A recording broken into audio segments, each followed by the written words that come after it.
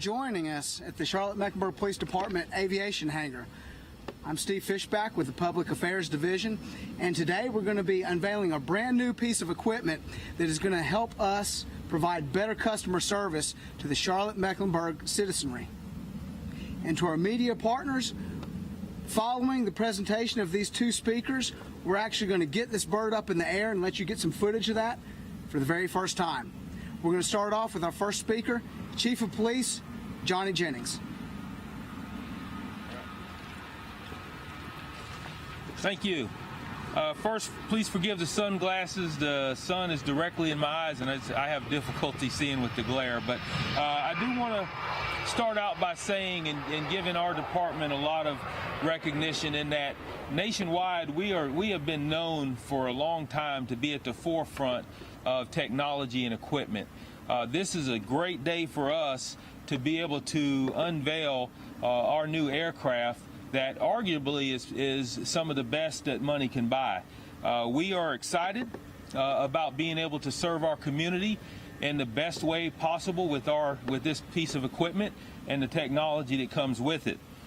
Community members should rest assured that they're being served with the utmost up-to-date aviation equipment and technology in public safety.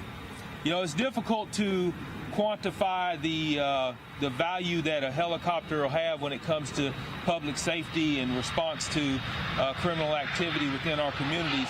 But I can give you a few numbers to try and do the best I can with that.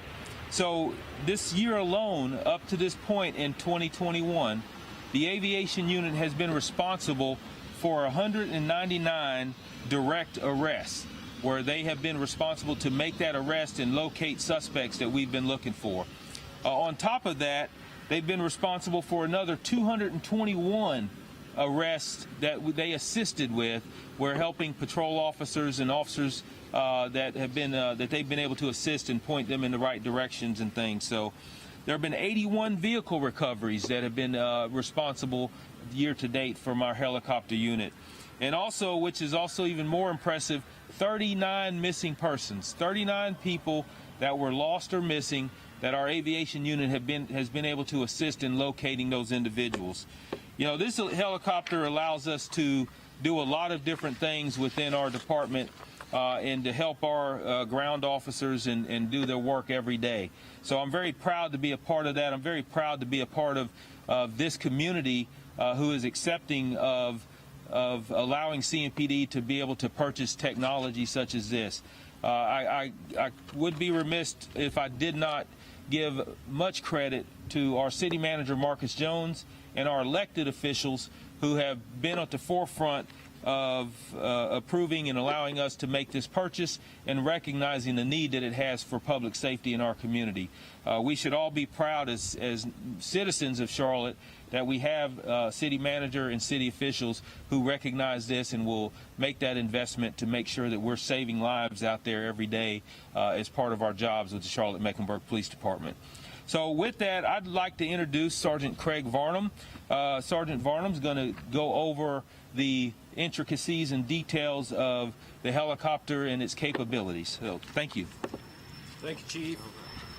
Hey, good morning. As the Chief said, my name is Sergeant Craig Varnum. I'm the supervisor of our aviation unit, and I would just echo Chief Jennings' thank you, a very, very sincere thank you to our city leadership, to our city council, and to yourself, Chief, and all the other folks that made this happen. This was something that's been in the works for quite some time. It's obviously not an easy task to replace a helicopter, and so a whole lot of folks worked tirelessly, and we just really can't thank everybody enough. So, as the Chief said, this is our newest, latest, and greatest tool. We have two of these very similar type of helicopters. This is the latest and most up-to-date iteration. It's a Bell 407 GXI helicopter that was built specifically for us from the ground up to be a police helicopter to serve a public safety role. So as the Chief said, I'll share with you some of the details without trying to bore you too much on the technology side, but just so you have an understanding about what this machine does and what it can do for our community and how it literally saves lives, as indicated by some of the numbers that the Chief shared with you this morning. So if you kind of start at the front of the helicopter, The first thing you see up there, the ball hanging underneath the nose of the helicopter, is kind of the latest and greatest HD video camera. To compare that to what we used to have back in the day, literally it was like watching a 1980s video cassette in the old machines that we had versus watching a TV in 4K. So we can zoom in, we can read license plates, we can see things in far greater detail than we could in years past, and that lets us work really in concert with other units within the department, such as the Real-Time Crime Center, our specialty units, our crime analysis folks, because it really is that whole team effort that allows us to be successful in doing what it is that we do. If you keep moving back on the helicopter, you'll see a searchlight on the back, so that big thing that looks like a pickle bucket on the back of the helicopter, that's a 40 million candle power searchlight. And that allows us obviously to basically see in the dark. And we also have capability on that to put an infrared filter on it so that we can see things that are lit up, and our other specialty units that have night vision goggles can see things that are lit up, but other folks can't. So that's a tremendous game changer and role for us. In addition to the camera up front, I'll go back to that. Integrated into that camera system, that HD camera video system, is a thermal imager. So what you've maybe seen on TV or in movies, Predator movies, where you're seeing that thermal image of something in the dark. Again, it just gives us that added ability to literally see in the dark and to locate people, to locate vehicles, to locate suspects that might be hiding in a wood line, that might be hiding behind a building. In the last 2 weeks alone, we've had 4 or 5 thermal catches working with our canine officers and other patrol officers and our specialty units. So again, it's just technology that allows us to keep our community safe at the end of the day. In addition to the police equipment, this particular helicopter has some really amazing technology in it. Again, if you guys came out or you remember our 50th anniversary when we celebrated the 50th anniversary of this unit earlier this year, and this is really just kind of a punctuation on that for us, that in our 50th year we get this brand new helicopter. The avionics in it, without going into a tremendous amount of detail, it has what's called a glass cockpit. You've probably heard that expression before. That glass cockpit provides so much information and really automates a lot of the processes that our pilots and our co-pilots and our tactical flight officers were doing manually. What that does is it takes a lot of workload off of our crew and allows them to focus more on the mission at hand, right? And so that makes the crew safer, which in turn makes our community safer. Following along with that, this helicopter is equipped with an autopilot. That may sound strange to folks. We typically associate autopilots with jets, with these guys landing over here at the airport. This aircraft has an autopilot. This aircraft is not certified to fly in instrument conditions, so we're not going to jump in and take off out of here when the clouds are on the deck. But what it is an added layer of safety. If we get out of the Charlotte area, if we're assisting with an outside agency and we're in a very dark area and we lose orientation, we can use that autopilot. Again, it's just an added layer of safety that keeps our crew safe, that again, in turn, keeps our community safe. So we really can't overstate the amount of technology that goes into this thing. One of the biggest things that may seem simple to folks that are not kind of in the business is our up-to-date communications and our tactical radio. A lesson that was learned in 9/11, 20 years ago, as we celebrate the 20th anniversary of that horrific event. A lesson that was learned in that and is still being learned and worked on and addressed today is communication. What a lot of agencies figured out, even those agencies that worked right there amongst each other on a day-to-day basis, they couldn't communicate. They used different radio frequencies, they used different channels, they used different jargon, they used different 10 codes. That's why the whole plain speak evolved out of that. This aircraft has the ability for us to communicate with 4 separate police agencies, units, or entities simultaneously.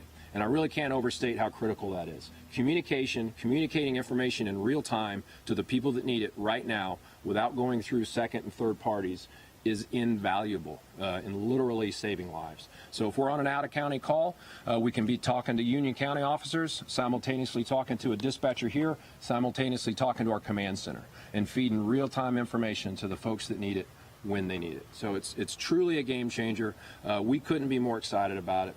We're thrilled to have this addition to our fleet. We're thrilled to have it replace some helicopters that are 20 plus years old.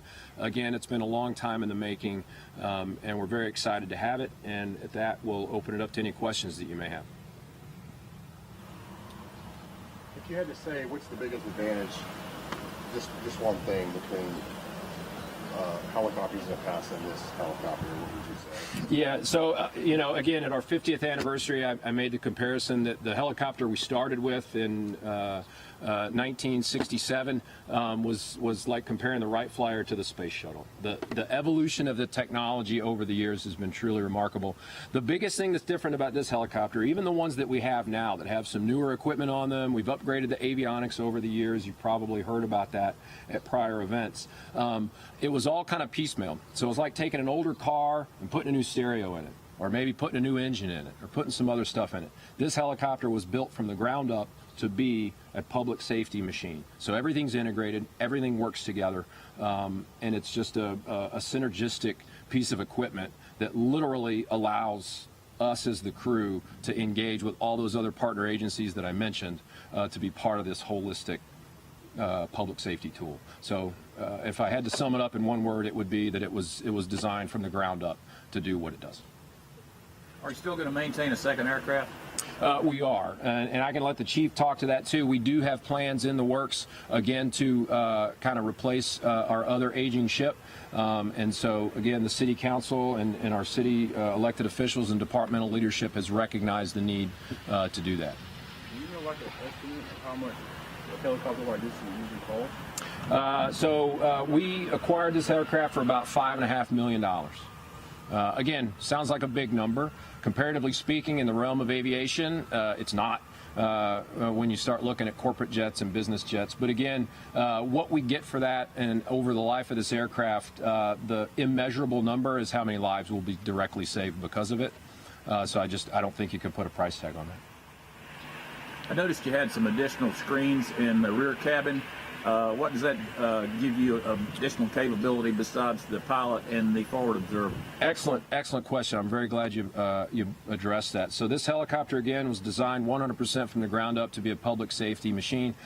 So unlike our other aircraft, has a fully functioning tactical flight officer station in the back. What that means is, rather than just a two-person crew up front with all the mission equipment and a guy in the back who could do very little more than look out the window, we can now have a three-man crew with a person in the back with complete autonomy to operate that searchlight I spoke of, the camera, the thermal imager, our mapping system, our radio system.